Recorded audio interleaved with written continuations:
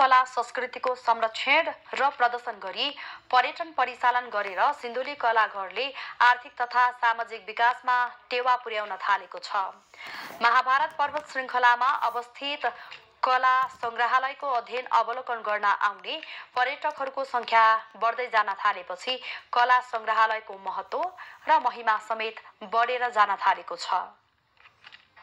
समाधान दर्शकहरू, आज हामी सिन्धुली जिल्लाको कमलाबाई नगरपालिका वडा नम्बर 3 मा अवस्थित यो सिन्धुली कलाघरमा रहेका छौँ।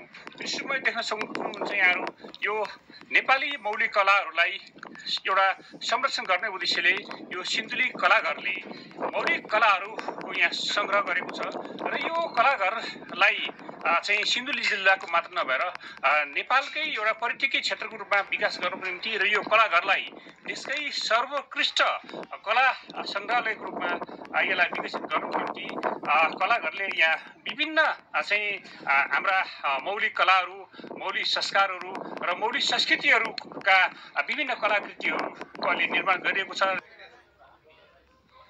संस्कृति सृजनाले चाहिँ एउटा जोड्ने छ।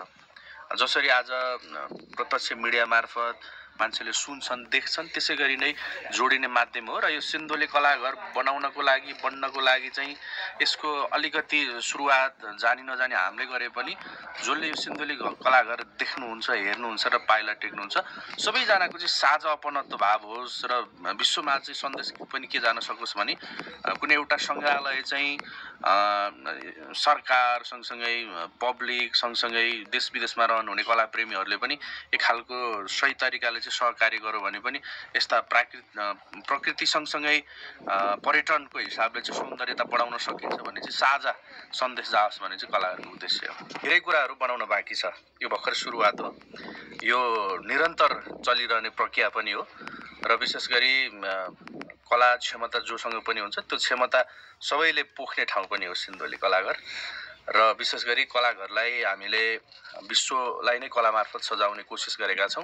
नेपाल जस्तै अरू सुन्दर देशहरू विश्वभरि 195 वटा छन्। त्यो 195 वटा देशलाई चाहिँ कला मार्फत सजाउने, प्रस्तुत गर्ने अनि सँगसँगै सांस्कृतिक विद्यालयको रूपमा सिन्धुली कलाघरलाई विकास गर्ने र सँगै कलाकारहरूको आश्रमको रूपमा देशैभरि जो दुखी छ, जो पीडित छ कलाकारहरूको आश्रमको रूपमा चाहिँ सिन्धुली कलाघरलाई विकास गर्ने उद्देश्य 3 अनि त्यो 3 उद्देश्य पुरा गर्नको लागि चाहिँ खटिरहेछौँ रात दिन हामी।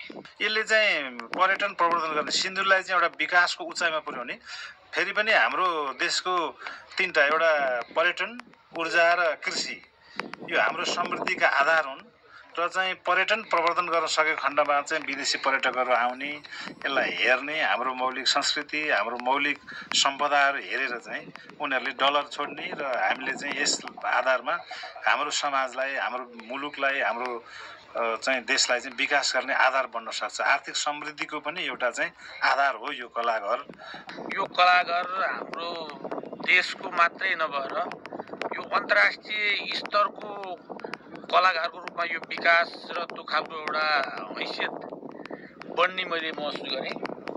र यो कलाघर सञ्चालकको प्रमुखको भनाइले पनि के बुझिराखिया छ भने यो चाहिँ अन्तर्राष्ट्रिय स्तरको हामी लगभग टप 10 नभने टप 20 भित्र हाम्रो कलाघरलाई हामी पुर्याउँछौँ भन्ने उहाँको जुन जोस, उहाँको जो इच्छा र उहाँको जुन उद्देश्य छ, मलाई के विश्वास छ भने उहाँको भनाइले पूर्णता पाउँछ।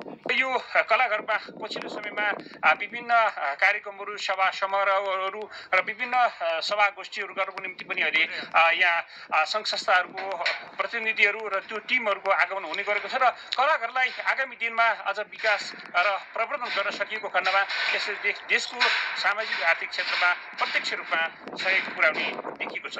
एभ्री न्युज खबरको लागि शङ्कर कार्की, कलाघर, सिन्धुली।